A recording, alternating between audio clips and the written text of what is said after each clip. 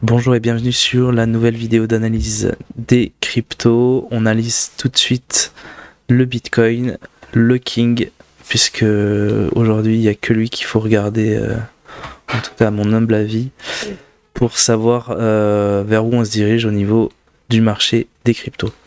Donc là, je vous refais un petit point. On est en Bitcoin contre l'USDT, donc le dollar. Bitcoin contre le dollar en unité de temps mensuelle. Ce qui veut dire que chaque bougie que vous voyez, qu'elle soit verte ou rouge, correspond à un mois de cotation. Donc on attaque tout de suite sur l'analyse. On voit ici d'un point de vue macro, puisqu'on est en mensuel, qu'on est dans un gros range de marché, voilà, qui est matérialisé par le support, la ligne rouge qu'on voit ici, et la résistance, la ligne verte qu'on voit ici. Donc les prix viennent taper entre ces deux barres que vous voyez. Donc, ils ont déjà tapé 1, 2, 3, 4. Voilà. Maintenant, la question, ça va être de savoir vers où on se dirige. Et ça, encore une fois, moi je suis pas Madame Irma, j'ai pas de boule de cristal. Je ne sais pas vous dire à l'avance vers où on va. Ce qu'on peut établir en revanche, c'est des probabilités, mais quand on est dans un range comme ça, c'est très difficile et chaque news de marché macroéconomique, dès qu'on a une news, qu'elle soit bonne ou mauvaise, elle impacte le marché directement, et donc on peut avoir des mouvements un petit peu aléatoires sur le marché. Si maintenant on va un petit peu dans le détail et qu'on passe en unité de temps hebdomadaire, voilà, on va voir un petit peu plus clair, si vous voulez. Donc je reprends un petit peu, ici en début novembre, on avait attaqué la descente, une belle tendance baissière qui est venue s'achever sur, vous voyez, la résistance rouge, le trait que j'ai tracé moi-même ici, donc autour des 33 000, vers fin janvier. Et depuis fin janvier, on a établi, vous voyez, une sorte de range entre les 45 000, on va dire, et les 35 000. Donc c'est vraiment des zones, c'est pas des traits précis, je vous donne des prix, mais ça représente uniquement des moyennes de prix, si vous voulez. Sur lequel le prix est venu buter à plusieurs reprises. Donc ensuite, ici on a eu un scénario où on avait eu 2 belles semaines haussières suite au range, qui aurait pu laisser penser qu'on repartait sur le haut de la résistance, chercher les 65 000.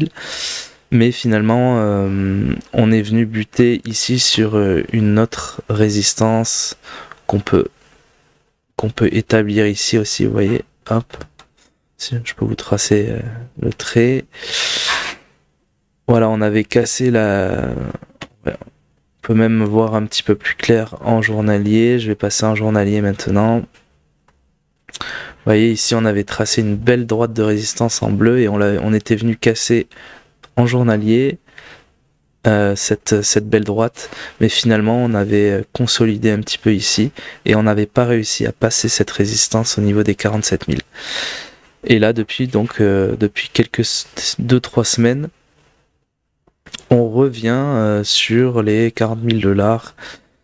Et là en fait on est peut-être dans un scénario de ce qu'on appelle un dead cat bounce, c'est-à-dire un essai de rebond sur le bas du range, mais qui n'a pas été validé.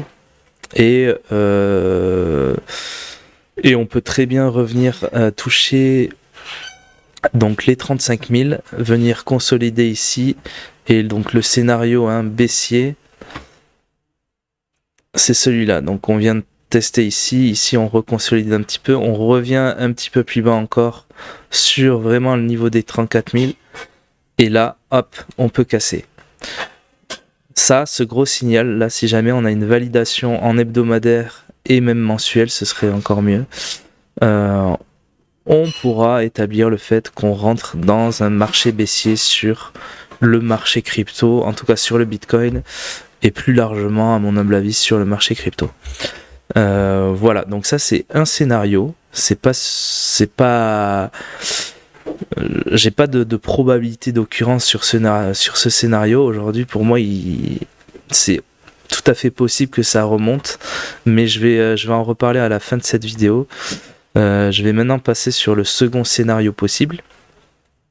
C'est que là, finalement, on vienne revenir sur le niveau des 47 000. On vienne consolider un petit peu et qu'on vienne casser ce deuxième niveau-là que je vous ai tracé, le petit trait, et qu'on vienne le casser pour venir chercher de nouveau. Donc évidemment, ça fluctue, c'est pas tout droit comme ça. Qu'on vienne de nouveau chercher le niveau des 65 000 $. Voilà. Et si jamais on vient à consolider, vous voyez comme ça là, que les prix consolident. Bon, désolé, les dessins, c'est un peu à chier, mais c'est pas grave. Et qu'on vient à casser ce niveau, à ce moment-là, on pourra établir le fait qu'on rentre dans un nouveau bull market. Mais là, il faudra quand même patienter et attendre une vraie validation au minimum en hebdomadaire, puisque je vous rappelle que moi, je me suis fait prendre par des faux signaux en journalier ici. Depuis, j'essaye de faire très attention aux signaux en journalier qui peuvent très bien être des faux signaux finalement. Donc au minimum, on attendra une bougie verte en hebdomadaire pour établir réellement le fait qu'on rentre dans un nouveau bull market. Donc ça, ce sont deux scénarios possibles. On peut même en établir un troisième. On peut en établir plein, évidemment, mais dans lequel on vienne finalement continuer dans ce range jusqu'à beaucoup plus longtemps en fait. Et que on n'ait pas de réelle direction sur ces prochains mois ou même prochaines années. Alors ça m'étonnerait quand même. On devrait avoir une direction. Et maintenant je vais venir faire un petit parallèle vis-à-vis des marchés boursiers et du marché action. Oui, pardon. Il faut pas que je parle trop fort parce que tout le monde qui dort. Je vais faire un petit parallèle avec le marché action. Oui, donc la question c'est savoir si est-ce que le marché des cryptos est corrélé au marché action. Et où en est du coup le marché action à l'heure actuelle, vers quoi on peut se diriger, et si jamais on part sur un bear market sur le marché action, est-ce que le marché crypto va suivre? Alors, la problématique finalement, c'est qu'on n'a pas suffisamment d'historique sur le marché crypto pour faire des réelles corrélations avec le marché action. Puisqu'on n'a jamais vécu depuis 2008 un vrai bear market. Je vais maintenant prendre le graphe du SP500. On est ici en hebdomadaire. Donc les SP500, c'est l'indice référence aux États-Unis. Et vous voyez que finalement, ici on a eu le crack Covid, vous voyez, donc c'était 2020, février 2020, hein, février-mars 2020. Et le seul, voilà, ça c'est le marché baissier de 2007-2008 qu'on peut apercevoir ici. Sauf que le Bitcoin, la naissance du Bitcoin, elle est arrivée juste après le crash finalement, puisque vous le savez tous, l'idée c'était d'éviter de nouveau des crashs boursiers dus aux banques. Je vais pas refaire l'historique maintenant, mais voilà. Et depuis, vous voyez, on a une courbe qui est unidirectionnelle et qui trace vers le haut, à part évidemment ce crack Covid. Et si on fait un parallèle maintenant, je sais pas si je peux ajouter le Bitcoin. Tac.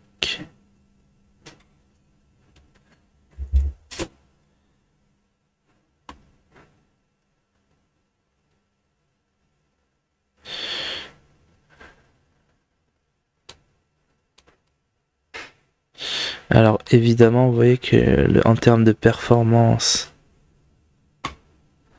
c'est hallucinant, mais c'est pas ça qu'on veut. C'est pas comparer les performances d'un actif à l'autre. Sinon, évidemment, le Bitcoin, c'est savoir si pendant les cracks, on a eu des cracks en même temps au niveau du Bitcoin. Et vous voyez, ce qu'on peut quand même regarder ici, c'est qu'à chaque fois qu'il y a eu une baisse au niveau du marché action, on a eu des baisses au niveau du marché crypto, donc du Bitcoin. On peut l'apercevoir ici aussi. Et comme je vous disais, l'historique, on n'a pas de réel historique avant 2000, pendant une crise financière. Mais voilà, on peut quand même vérifier qu'à chaque fois que le marché action a baissé, on a eu une baisse du marché crypto qui a suivi le marché action.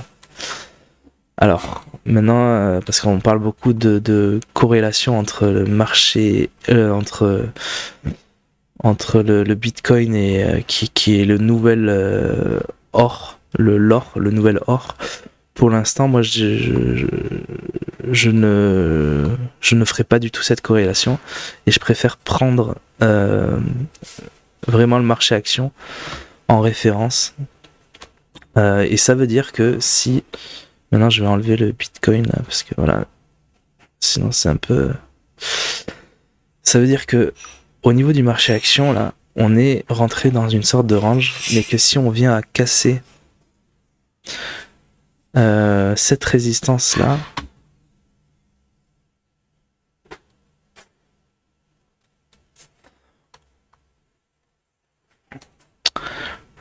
disons que ça sentira mauvais. Si on vient retoucher les niveaux des 41 000, des 4184 points au niveau du SP500, c'est-à-dire qu'on a une barre rouge qui vient comme ça,